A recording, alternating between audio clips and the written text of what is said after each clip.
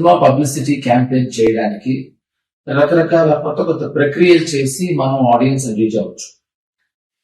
But దానికోసం we don't have to stoop down. దానికోసం మనం ఒక బూత్ లో లేకపోతే ఒక అమ్మాయిని హాఫ్ నేకెడ్ గా చూపించడము లేదా లిప్ లాక్ చేయటము.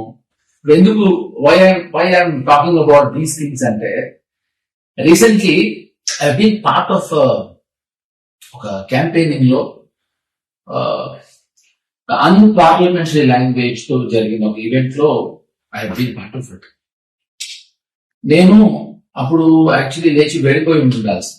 ఇప్పుడు చాలా ఇన్నోవేటివ్ పబ్లిసిటీ 3 Idiots అనే సినిమా వచ్చింది. ఆ సినిమాకి సౌరవ్ గంగూలీ మన ఇండియన్ కెప్టెన్ పోలీసులు కంప్లైంట్ ఇచ్చాడు. ఎందుకంటే రోజు ఒకడు వచ్చి ముస్లివాళ్ళ గడ్డం పెట్టుకుని రోజు సౌరవ్ గంగూలీ ఇంటిని చూస్తూ కూర్చుని ఏదో ఇలా బైనాక్యులర్స్ దగ్గర చూస్తున్నాడు. ఆయన పోలీసులు వచ్చి తీసుకెళ్తా ఉంటే మొత్తం అంతా మీడియా అంతా వచ్చారు. ఏంటో మామూలుగా ఒక ముస్లివాడు ఎత్తుకెళ్తూ ఉంటాయి, ఎందుకంటే ముస్లివాడు ఎవరు కాదు, ఆమీర్ ఖాన్. సో ఒక 4 రోజులు అతను గెటప్ వేసుకుని అందరినీ అటెన్షన్ గ్యాదర్ చేసి గార్నర్ చేసి, సో ఇదో innovative publicity. Something like this మనం కొంచెం కొంచెం బరువుని కొంచెం అయినా ఆలోచిస్తాం. I think it will work. So this is what I want to tell you. So I thank you so very much for listening to me. Thank you. అందరికీ నమస్కారం. గత 4 రోజులుగా ఇంటర్నెట్లో, సోషల్ మీడియాలో విపరీతంగా వైరల్ అవుతున్నటువంటి విషయం బాబు చంద్రహాస్ వాడిన బూతు పదాలు, దాని మీద విశ్లేషణలు, వారి వారి అభిప్రాయాలు, వాళ్ళు తిరిగి బూతులు తిట్టడాలు, ఇవన్నీ జరుగుతున్నాయి. ముందుగా నేను వాటి గురించి మాట్లాడతాను. బూతులు మాట్లాడడం అనేది పబ్లిక్గా నేనైనా నా కొడుకైనా ఎవరైనా సరే తప్పే. డెఫినెట్గా దాన్ని ఎంకరేజ్ చేయను. అండ్ ఇది ఫంక్షన్లో ఆ రోజు నేను సగం పాట అయిన తర్వాత అక్కడికి ఎంటర్ అవ్వడం జరిగింది. ఎంటర్ అయిన తర్వాత పాట అయిపోయిన తర్వాత మా బాబుతో చెప్పడం జరిగింది, నాన్న ఇలాంటివి పబ్లిక్గా వాడకూడదంటే, సరే daddy next time I don't repeat అని చెప్పాను. అది ప్రైవేట్గా చెప్పడం జరిగింది, నాట్ పబ్లిక్గా. సో బాగుంది, అక్కడితో అయిపోయింది అది. బట్ అది లైవ్ కాబట్టి లైవ్ కొన్ని ఛానల్స్లో వెళ్ళిపోయింది. బట్ అప్పుడు లైవ్ చూస్తున్న వాళ్ళు తక్కువ మందే ఉన్నారు, ఒక 1000 పీపుల్ ఉండుంటారు మొత్తం చూసిన వాళ్ళు. దాన్ని ముక్కగా కట్ చేసి మిగతా వాళ్ళు కెమెరాల ముందుకొచ్చి ఇది వినండి అని చెప్పి వినిపించారు.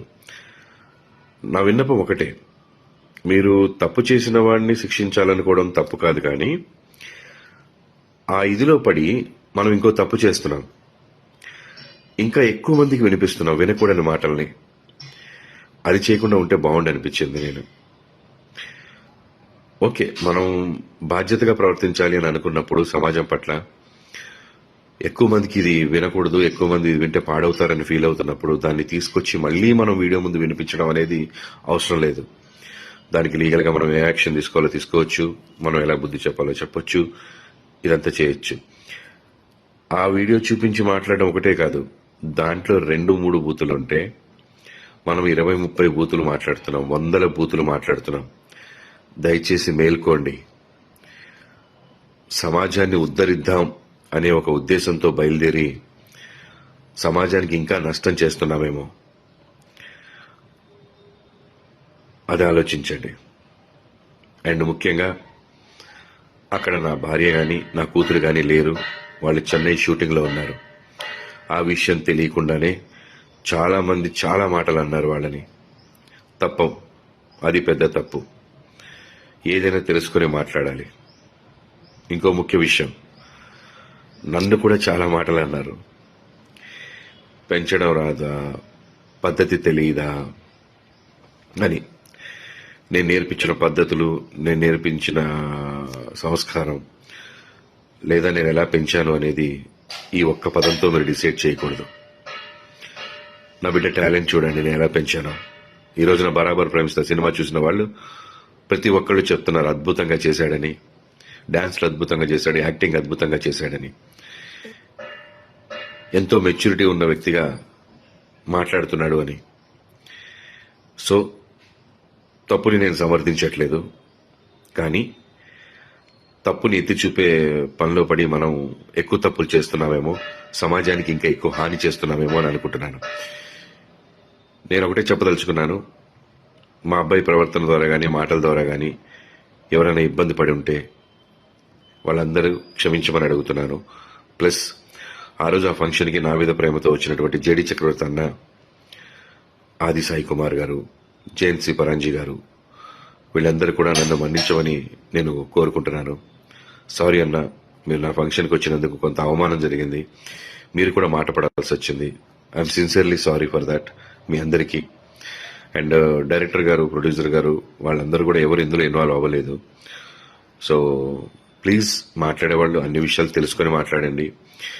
ఒక విషయం తెలుసుకొని మిగతా విషయాలన్నీ మాట్లాడకండి, లేదా దాని గురించి మాట్లాడండి, తప్పు లేదు, ప్రశ్నించిన తప్పు లేదు. ఇక్కడే స్టార్ట్ అయింది, ఈ రోజు స్టార్ట్ అయింది. ఇకపైన ఎక్కడ మనకి బూతులు వినపడకూడదు. దాంట్లో నేను కూడా మీతో తోడుగా ఉంటాను. తప్పకుండా మనందరం ఫైట్ చేద్దాం, ఇకపైన బూతులు లేకుండా. బరాబర్ ప్రేమిస్తా సినిమా చాలా బాగుందని ప్రజలు చెప్తున్నారు. తప్పకుండా సినిమా అందరూ చూసి ఆదరించండి. నా బిడ్డ తప్పుని ఎంచారు, వాడి టాలెంట్ కూడా ఒకసారి చూడండి, చూసి మీ అభిప్రాయం చెప్పండి. బరాబర్ ప్రేమిస్తా ఇన్ థియేటర్స్. అరే అరే ఏ పిల్ల దాన్ని కన్నవ రెడ్డి మావా